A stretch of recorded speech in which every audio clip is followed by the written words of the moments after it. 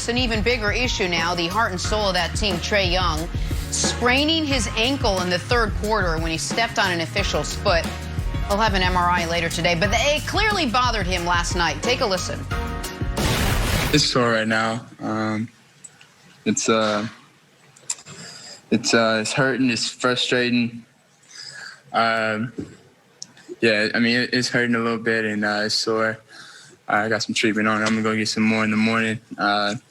Yeah, I mean, that's all I can do right now is to get treatment. And then, yeah, when I came back in, it was just kind of sore, and I maybe mad I couldn't really go as fast as I wanted to. And then when I did, it hurt. So just gotta get treatment, and hopefully it feels better for next game.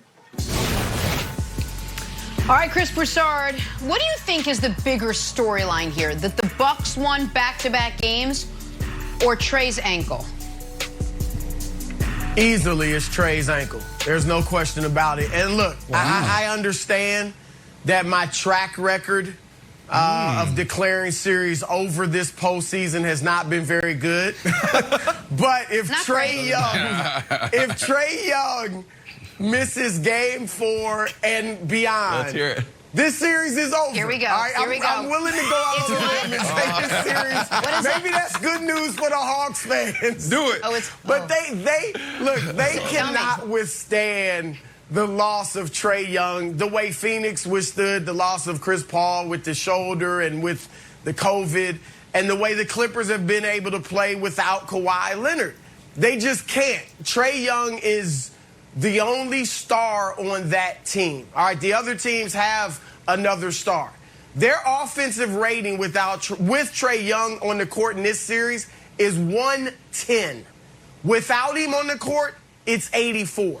We saw in the last 7 minutes of the game when he was actually on the court but unable to really do anything because of the ankle, they were outscored 25-7. And here's the thing. The Hawks have got to be cautious and smart with this thing. I know it was 25 years ago, but remember, Grant Hill played on a bad ankle in a playoff game, and it ruined his career. Now, Grant, we know, is in ownership with the Hawks, so I'm sure he'll bring that up and say, look, if this thing is serious at all, Trey's going to probably want to play. We know he's a gamer. Obviously, the Hawks are going to want him out there. But they have to err on the side of caution. Now, if it's not that bad, if it's like Cameron Payne with Phoenix, and he can come back the next game and play, great. I think we'd all like to see that. But I'm just saying, if there's any question, if there's any doubt, then they should err on the side of caution and play the long game, because this guy obviously has a fantastic future, and so do the Hawks with him.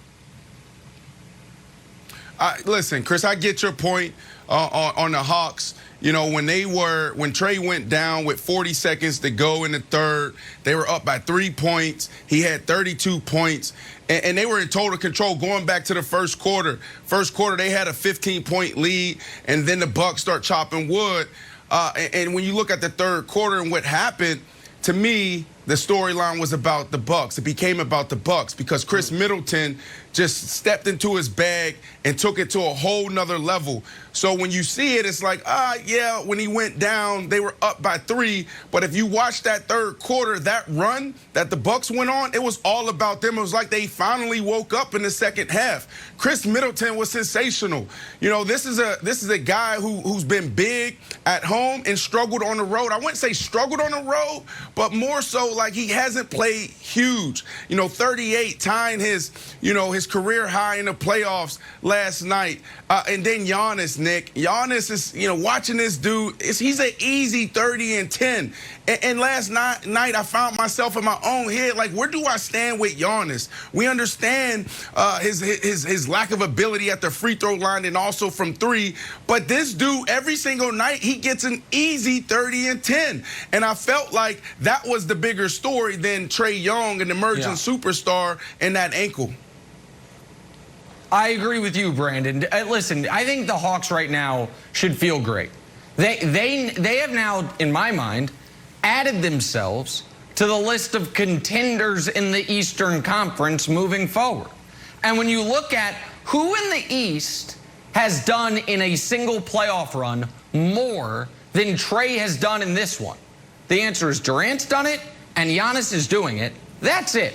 No one, Embiid hasn't done this in a playoff run. Harden hasn't done this. So Trae, they're going to get Bogey, he'll be back healthy. DeAndre Hunter will be playing. Cam Reddish will be playing. Plus, they're a very young team, so those guys will be better. Maybe they lose John Collins. So I think the future's very bright. But, Broussard, I want to run something by you about the Bucks. Because I can tell Brandon what we should make of Giannis. What we made of Shaq. And this Bucks team, we've seen it before, what they're trying to do. It's the 2000 Lakers model. And you might be like, oh, Middleton's not close to Kobe. Middleton absolutely is very close, if not a touch better than Kobe the first championship year. In 2000, just hold on, not in 01. 01, Kobe was a superstar, and 02, Kobe was a top 5 player in the league.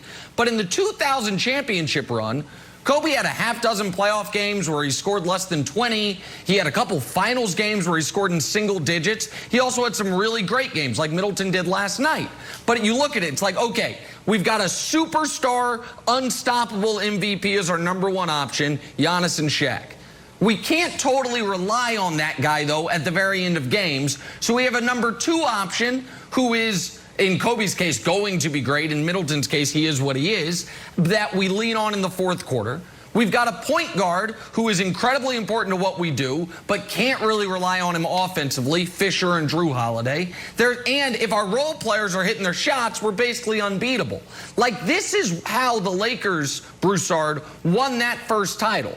Now, the way they won their next 2 was Kobe got to a level Middleton never will get to. We know that. But I think we've seen this before, and I think Giannis admitting, hey, I don't have to be the guy in the fourth quarter, it doesn't bother me, is a huge positive step for them. You seemed aghast by my comp, but for that, think back to 2000. Kobe was not a superstar yet. Kobe was around the level that Middleton is right now. Kobe took a huge leap over the next few years, and he's one of the 10 greatest players ever. But, does that comp work at all for you? No, you saved it when you talked about that one particular year. Obviously, Kobe still, as you said, has some big moments in those finals. But the difference is, it's just you never really want to put Chris Middleton and Kobe Bryant in the same sentence. And I'm not saying that to be funny. Sure. But because we knew, even though Kobe wasn't there yet, we knew where he was going. Middleton, we know, okay, he's a good player. You know, he makes a few all-star teams. But Kobe, we knew, was going to blossom into a superstar. But for that year, it's not a bad comp. The difference to me with Giannis and Shaq, I mean, obviously there are many differences, but one reason I wouldn't quite say Giannis was Shaq is because Shaq knew what he was. You know, Shaq wasn't going to take 2 or 3 threes a game. You know, Shaq knew, I'm down low, I'm going to dominate, and everybody knew that's what he did. And so that's the only difference. I'd like to see Giannis. Look, he was great in the paint yesterday. He's been great this entire series in the paint. So maybe he's figuring out a little more, okay, this is where I need to stay. But, you know, I get it. But I mean, Giannis, his body is obviously a little different than Shaq, the way Shaq plays. But, Brandon, what I'll say, what you want to make of Giannis, he's a top 4 or 5 player in the league. He's an all-time great. There's no denying any of that. But he's still got room to grow, which is scary. Because he can grow. It's not like, he'll never get a decent jumper. He could get a decent jumper. So, sky's the limit for this guy. Well, I mean, that's why I jumped in there, is because the game was totally different back then. You didn't see the centers and the big forwards shooting threes right there. They knew what their job was, to get in the post. Nowadays, if you're big, you got to shoot the 3, or you can't play in this game. You can't play in this league, in this era. Now, the thing, Wiles, where I have so much respect for Giannis is because he's not afraid to fail in front of people. It's almost as if he's confident enough to say, I know through this playoffs there's so much on the line, but I'm also working on my game. Like, when he's wide open, he's not hesitating to take the shot. And of course, he's not perfect from the free throw line or from the perimeter, but for him to go out there and still shoot the ball when everything's on the line, like, I can respect that 100%, Wiles. Look, sometimes the media is too tough and unfair to athletes. And other times it goes the other way when Brandon can give Giannis a compliment and then we show 2 videos of Giannis airballing free throws. Like, you know what? Gotta respect it. You know, I respect his moxie. Gets up there, I was talking shooting about like the 9% from three. I gotta respect it. This is a sign of mental strength. I'm like, all right, I give it to you. No, listen. I know I'm joking. I'm just kidding. But I do think that confidence and a sort of like, hey, no worries attitude percolates on down to the rest of the team. Because Right. Yeah. Paul George is averaging, what, 27 points in a game? And Paul George is like consistently getting ripped on social media and, you know, sort of standard media. Chris Middleton had 15 points in game 1, 15 points in game 2. He had more points in the fourth quarter last night than he did in the first 2 games. But there was no real Chris Middleton slander. There just wasn't. This guy's an all-star, but he just is sort of immune to it. And you also don't see it affecting his game. He was 0 for 9, and then he went 2 for 7. So he was 2 for 13 from 3 before last.